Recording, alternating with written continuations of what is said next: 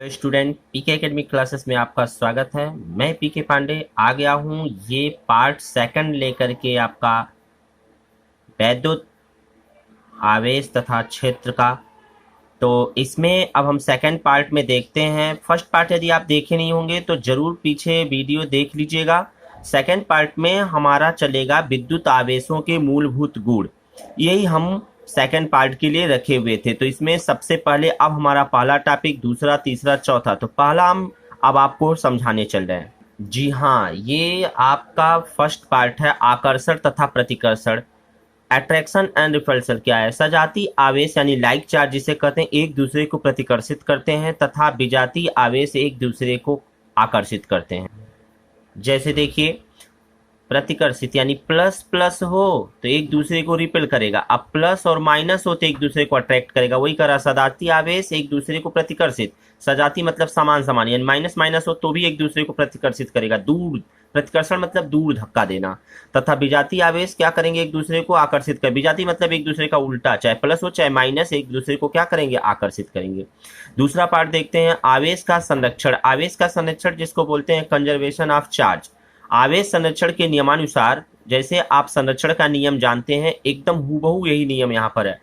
तो संरक्षण नियम कहता क्या है कि किसी, जैसे ऊर्जा का संरक्षण नियम आप पढ़े हैं, ऊर्जा को न तो नष्ट किया जा सकता, न तो उत्पन्न किया जा सकता, बल्कि एक रूप से दूसरे रूप में बदला जा सकता। एकदम वैसे ही आवेश का ही है। आवेश को न तो उत्पन्न किया जा सकता है और न ही नष्ट किया जा सकता, बल्कि इसे केवल एक वस्तु से दूसरी वस्तु पर स्थानांतरित किया जा सकता है।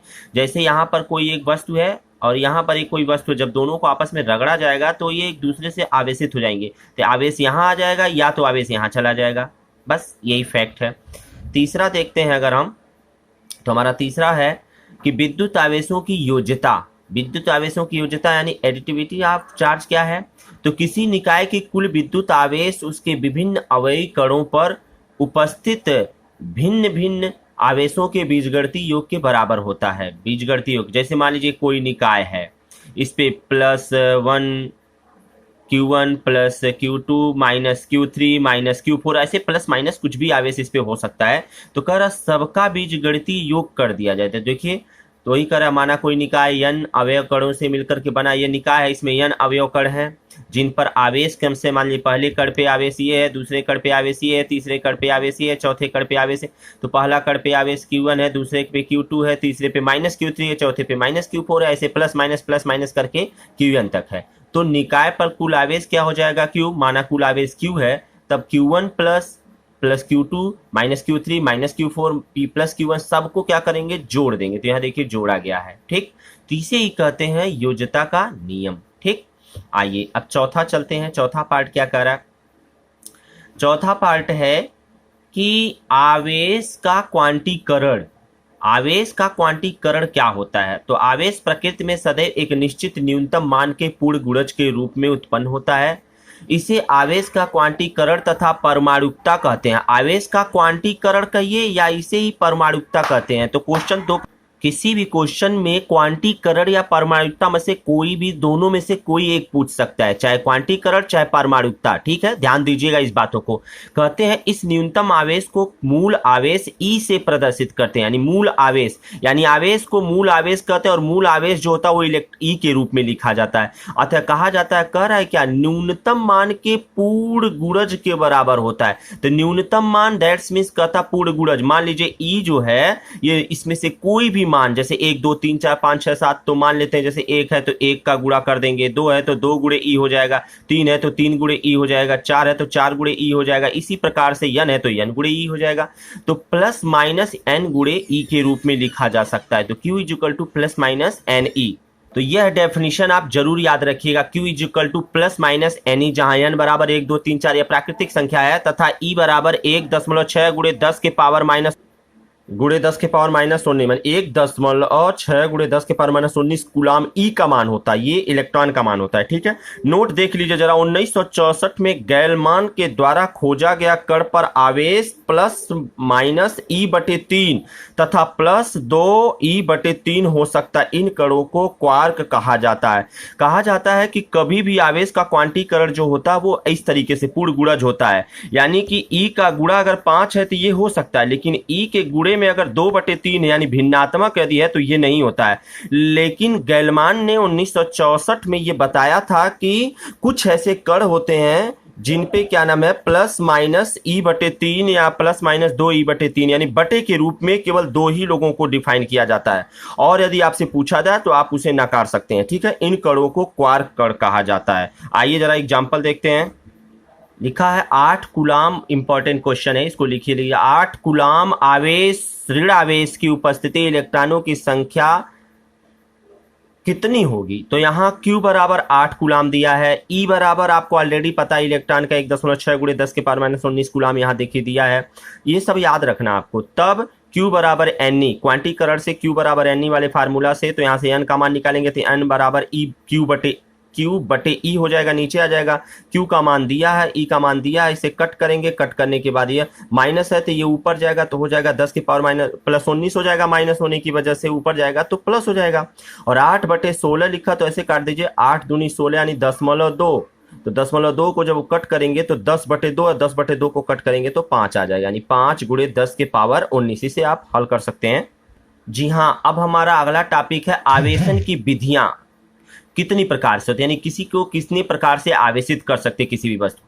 किसी चालक के आवेशन की 3 विधियां होती है। पहले को कहते हैं चालन विधि, दूसरे को कहते हैं प्रेरण विधि, और तीसरे को कहते हैं घर्षण विधि या घर्षण आवेशन द्वारा। ठीक है, तो आइए सबसे पहले देखते हैं चालन विधि क्या है। तो कहते हैं चालन विधि, यदि किसी आवेशित कण को किसी अन्य आवेश रहित चालक पदार्थ से कराया जाए तो उस आवेश रहित चालक पर उसी की प्रकृति आवेश उत्पन्न हो जाता है। आवेशन की इस विधि को चालन कहते हैं। जैसे मान लीजिए यहाँ पर कोई है पदार्थ और इसके बगल में है, तो यहाँ पर चालन विधि यानी इसके बगल में ला करके रख दिया जाए, तो मान लीजिए इस पे जो भी आवेश होगा चाहे प्लस माइनस, ये इस पे भी स्थानापित हो जाता है, स्थानांतरित हो जाता है। ठीक है, यही है चालन विधि।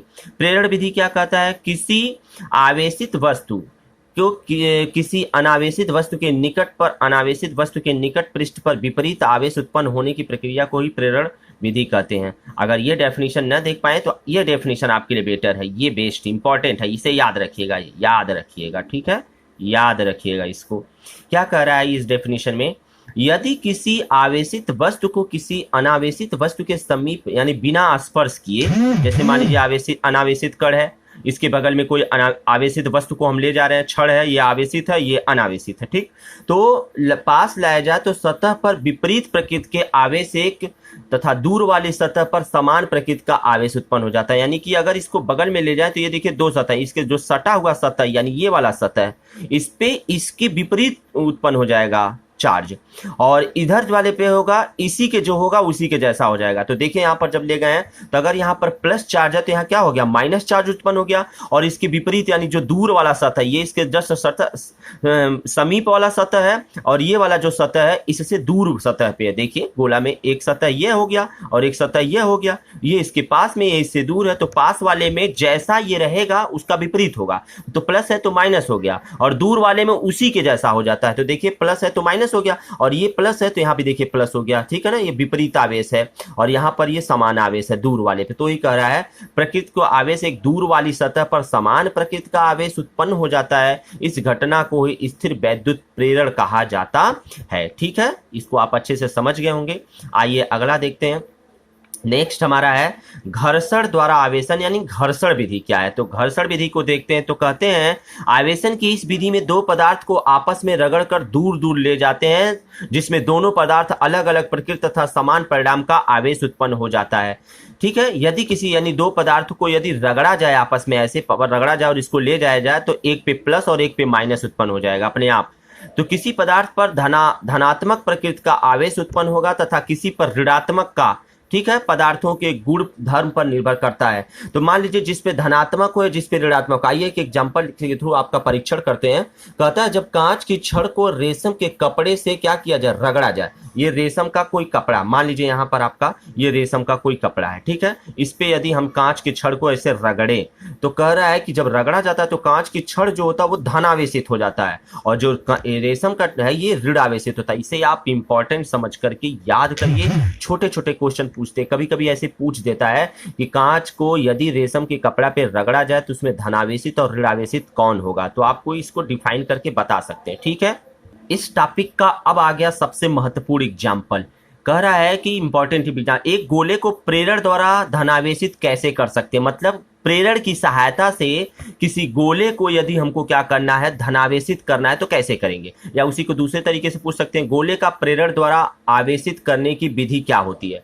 तो आइए देखते हैं। तो कह रहा है सॉल्यूशन फर्स्ट में स्टेप वाइज स्टेप चलेंगे। सबसे पहले स्टेप में गोले को धनावेशित करना है, इसलिए हमें सर्वप्रथम विपरीत आवेश लेना पड़ेगा। कह रहा धनावेशित, क्वेश्चन में कह रहा धनावेश करने के लिए हमको सबसे पहले इस एक गोले को क्या करना पड़ेगा, वैसे अनावेशित गोला ले लेंगे। अब इसको मुझे धनावेशित करना है तो इसके बगल में जो छड़ ले जाएंगे वो कैसा होना चाहिए, ऋण आवेशित होना चाहिए। ठीक है, सर्वप्रथम ले जाएंगे उसके पास। अब क्या करेंगे, सेकेंड स्टेप में हम क्या करेंगे, सेकेंड स्टेप हमारा कह रहा है जैसे जैसे हम ऋणावेश छड़ को अनावेशित गोले के पास ले जाएंगे वैसे वैसे प्रेरण के नियमानुसार जैसे जैसे जैसे इसके पास ले जाएंगे तो प्रेरण का नियम क्या कहता है, प्रेरण का नियम क्या कहता है कि अगर माइनस है तो उसके समीप वाले में उसके विपरीत उत्पन्न हो जाएगा, और यदि प्लस है तो उसके और उससे दूर वाला जो सतह होता है उसका समान हो जाता है। जैसे यहाँ माइनस है तो इसके समीप क्या हो जाएगा, प्लस हो जाएगा, इससे दूर पे क्या हो जाएगा, माइनस हो जाएगा। यही चीज अब तीसरे स्टेप में यदि हम देखते हैं तो तीसरा स्टेप क्या कर रहा है, तीसरे स्टेप में अब हम क्या करेंगे, जैसे ही इसको संपर्कित करेंगे तो ये देखिए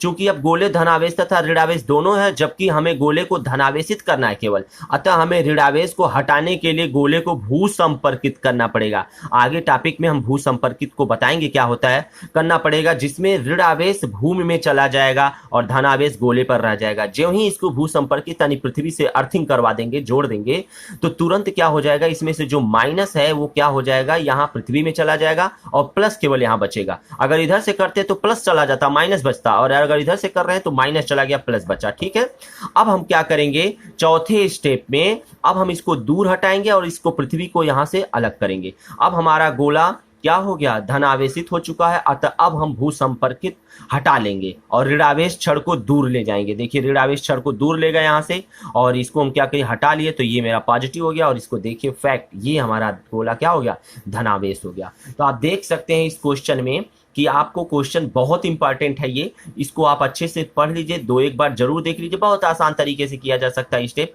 अगर आप इसे लिखना नहीं चाहते तो चित्र यानी डायग्राम के द्वारा ही इसे ही डिफाइन कर सकते हैं। तो आइए अब अगले टॉपिक पे चलते हैं। अब जरा हम बता दें आपको भू संपर्कण क्या होता है, यानी अंडरग्राउंड यानी ग्राउंडिंग क्या कहलाती है। कहता किसी आवेशित चालक को पृथ्वी के संपर्क में लाने पर उसके अतिरिक्त आवेश पृथ्वी में चला जाता है तथा चालक अनावेशित हो जाता है, इस प्रक्रिया को भू संपर्कण कहते हैं। मान लीजिए ये क्या है, कोई आपका गोला है, ठीक है, और इस गोले को क्या करते हैं, जैसे मान लीजिए माइनस है, निगेटिव ऑलरेडी चार्ज है इस पे, इसको हम क्या किए, पृथ्वी से जोड़ दिए। यही चीज है, पृथ्वी से यहाँ दिखा रहा हूं, जोड़ दिए। जो ही जोड़ेंगे तुरंत ये माइनस इलेक्ट्रॉन अंदर चला जाएगा, सारा चला जाएगा, बस ये खाली हो जाएगा, उदासीन हो जाएगा। इसी प्रकार से यदि हम इसको देख सकते हैं तो ये मान लीजिए गोला धनावेशित है, इसको जो ही पृथ्वी से हम जोड़ेंगे तुरंत इसमें का सारा प्लस यानी जो होगा वो सब उल्ट, देखिए ध्यान से, प्लस यानी कि प्लस का मतलब खाली जगह, यानी कि वहां इलेक्ट्रॉन नहीं है, तो क्या होगा, पृथ्वी से इलेक्ट्रॉन इसके जगह आकर भर देगा और तुरंत ये दोनों क्या हो जाएंगे, उदासीन हो जाएंगे। देखिए इलेक्ट्रॉन निकल गया तो भी यहाँ उदासीन हो गया, और इसके पास प्लस के पास इलेक्ट्रॉन आ गया तो भी उदासीन हो गया। ठीक है, इस तरीके से आप देख सकते हैं भू संपर्कित। अब हमारा अगला टॉपिक है विद्युत दर्शी क्या होता है। तो विद्युत दर्शी यह एक सरल उपकरण युक्त है जिसकी सहायता से किसी वस्तु पर आवेश की उपस्थिति को ज्ञात किया जाता है। बहुत ही आसान है, बहुत कम नंबर में पूछता है ये, तो याद रखेंगे आप। अगला टॉपिक है चालक एवं विद्युत रोधी पदार्थ। चालक क्या है और विद्युत रोधी पदार्थ, यानी कंडक्टर किसे कहते हैं और इंसुलेटर किसे कहते हैं। ठीक है, तो कहते हैं चालक पे पहले हम डेफिनेशन देखते हैं। ऐसे पदार्थ जिसमें होकर आवेश का प्रवाह सुगमता से होता है चालक कहलाते हैं।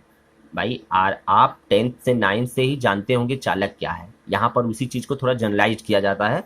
पृथ्वी जैसे अगर देखा जाए तो पृथ्वी, मानव तथा जंतु और सभी धातुएं क्या होती हैं, विद्युत के अच्छे चालक हैं। इसके अतिरिक्त कुछ अन्य पदार्थ, जो प्रकार के पदार्थ होते हैं वो क्या होते हैं कि आपके चालक होते हैं लेकिन कुछ कम होते हैं। जैसे परावैद्युत क्या है और अर्धचालक क्या है। तो परावैद्युत डाइलेक्ट्रिक वे अचालक पदार्थ जिनमें विद्युत प्रभाव बिना विद्युत चालन के संचरित होता रहता है, परावैद्युत पदार्थ कहलाते हैं। उदाहरण जैसे कांच, मोम, रबड़, कागज आदि इस तरीके से होता है। और अर्धचालक के रिस्पेक्ट में यदि देखते हैं सेमीकंडक्टर, तो वे पदार्थ जिनकी चालकता चालकों से काफी कम होती है तथा चालकों से अधिक होती है। चालकता चालक से कम होगी और अचालक से अधिक होगी, यानी दोनों के बीच में होता है, अतः इसे हम क्या कहते हैं, अर्धचालक कहते हैं। यानी पूरी तरीके से, जैसे सिलिकॉन हो गया, कार्बन हो गया, याद रखिएगा इन चीजों को। ठीक है, अगला हमारा दिया विद्युत रोधी क्या है, दूसरा टॉपिक, वे पदार्थ जिनसे होकर विद्युत आवेश का प्रवाह सुगमता से नहीं होता है विद्युत रोधी पदार्थ कहलाता है, जैसे कांच, लकड़ी, प्लास्टिक, लाइनान आदि। ये विद्युत रोधी को एक तरीके से हम पैरावैद्युत के रूप में भी जानते हैं। ठीक है, तो आइए अब हम आपको कुछ होमवर्क देंगे, वो होमवर्क आप अपने कॉपी पे करेंगे और आप उसे करके नहीं आएगा तो कमेंट बॉक्स में जरूर क्वेश्चन पूछिएगा आप। जी हाँ, अब ये आ रहा आपका होमवर्क। ये होमवर्क छोटे छोटे क्वेश्चन है, आप जरूर कर लेंगे मुझे उम्मीद है। जैसे आवेश का सबसे छोटा मात्रक क्या होता है लिखवाए हैं, आप जरूर नोट्स में देखेंगे, क्लियर आपको हो जाएगा। आवेश का सबसे बड़ा मात्रक क्या होता है, आवेश की ESU और EMU दोनों में कूलाम के साथ क्या करना है, उसका संबंध स्थापित करता है। आप जरूर देखिएगा, थोड़ा ध्यान से देखेंगे, समझ में आ जाएगा। इलेक्ट्रॉन पर आवेश कितना होता है ये भी आप देखे होंगे। स्थिर वैद्युत में वैद्युत बल किस प्रकार का बल है, संरक्षी बल होता है या असंरक्षी बल, ये तो मुंह से देख करके ही बता सकते हैं संरक्षी है कि असंरक्षी है। ठीक है, इसी प्रकार से मूल आवेश से क्या तात्पर्य है, इसका मान कितना होता है, मूल आवेश अभी अभी हम पीछे पढ़ाए भी हैं। वैद्युत आवेश के क्वांटीकरण से आप क्या समझते हैं, क्वांटीकरण या इसे एक और नाम देते हैं परमाणुकता। दोनों में कोई अंतर नहीं, सेम है, चाहे ये पूछे चाहे ये पूछे, इसको भी आप आराम से लिख सकते हैं। किसी आवेश Q में इलेक्ट्रॉनों की संख्या n होती है, Q और n दिया है तो पक्का सूत्र पूछ रहा है तो ये होगा, ये होगा, ये होगा, ये होगा, ये आप बता सकते हैं। निम्न में से कौन सा आवेश संभव नहीं है, यानी ये सब इतने आसान क्वेश्चन आप आराम से कर सकते हैं। अगला है कूलाम आवेश में उपस्थित इलेक्ट्रॉनों की संख्या, इसमें से बताना है। इसको क्वेश्चन में लगवाया हूं, आपको बस वहां से ढूंढ कर बताना है कि है या क्या, लगा लेंगे क्वेश्चन आराम से। 8 दिया है कूलाम दिया, इलेक्ट्रॉन ई का मान आपको ऑलरेडी पता है, दोनों को हल करेंगे तो आपको अब ये सीमांत संख्या यानी n का मान पता चल जाएगा कि क्या है, यही पूछ रहा है क्वेश्चन मार्क। ठीक, अब हमारा अगला टॉपिक है कूलाम का नियम, बहुत इंपॉर्टेंट टॉपिक है। एक टॉपिक पूरा कंप्लीट हो गया, उससे रिलेटेड क्वेश्चन भी मैंने करवा दिया एनसीईआरटी से। अब आपका कूलाम का नियम है दूसरा टॉपिक। ठीक है, तो आप इस वीडियो को दूसरे लोगों को शेयर जरूर करिए और हाँ, अपने खुद लाइक करिए और दूसरे से बताइए लाइक करने के लिए, और सब्सक्राइब करना एकदम ना भूलें। जो इस पे नए हो वो जरूर सब्सक्राइब कर लें। ठीक है, क्योंकि आप सब्सक्राइब करते हैं और कमेंट करते हैं, उससे हमारा मनोबल बढ़ता है, जिससे हम आपको अच्छे वीडियो प्रोवाइड करेंगे। ठीक है, हमारा अगला वीडियो रहेगा कूलाम का नियम। धन्यवाद।